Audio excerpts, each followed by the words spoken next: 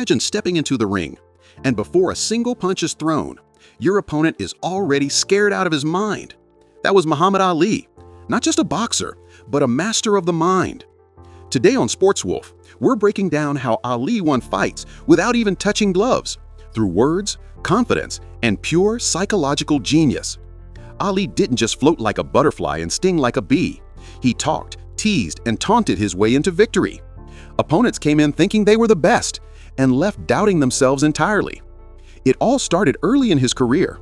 When Ali turned pro, people laughed at his bold personality. But he quickly realized boxing isn't just about strength, it's about mind games.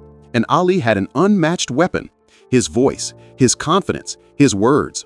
In 1964, before fighting Sonny Liston, Ali declared he would shatter Liston's jaw like a ripe tomato. Reporters laughed. Liston didn't. By fight night, Liston was already tense, uneasy, and questioning himself. Ali's words had done part of the job before a single punch was thrown. But Ali's genius went far beyond trash talk. His words were calculated, deliberate, and designed to sow doubt. "I am the greatest. I shook up the world." These weren't empty words. They were a strategy. Step into the ring against someone who truly believes they cannot lose, and half the battle is already over. Ali's psychological warfare reached its peak in the Rumble in the Jungle against George Foreman in 1974. What he did in that fight wasn't just physical, it was a masterclass in mind games. Ali leaned against the ropes, letting Foreman pummel him while appearing defenseless. To an untrained eye, it looked reckless, dangerous even. But Ali was inviting Foreman to overcommit, to exhaust himself, to believe he had the fight in the bag. By round 8, Foreman was tired, frustrated, and mentally defeated.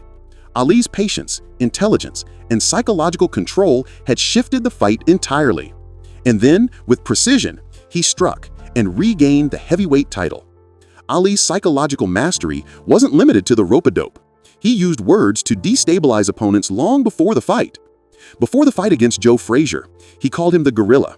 He taunted, joked, and insulted, making Frazier tense and reactive. Ali knew that a fighter who doubts himself or hesitates in the ring is a fighter who can be beaten no matter how strong. Ali also knew the power of unpredictability. Opponents never knew if he was joking, serious, or bluffing. That uncertainty kept them on edge, mentally exhausted even before the first round ended. And it wasn't just opponents who felt it. The crowd, the media, and even the judges were drawn into his psychological game. Ali created a narrative around himself, making every fight bigger than boxing, a mental battlefield as much as a physical one. Even outside the ring, Ali's mind games reflected his philosophy. He stood up to injustice, refused to be intimidated by governments, and became a symbol of courage. His fights were not just about boxing, they were about belief, resilience, and the power of the mind. Ali showed the world that strength isn't just measured in fists.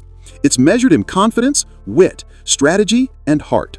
Every time he spoke, every time he smiled or taunted, Ali was calculating. Every word, every gesture was part of a larger game, one that he always seemed to be 10 steps ahead in. Muhammad Ali didn't just fight opponents.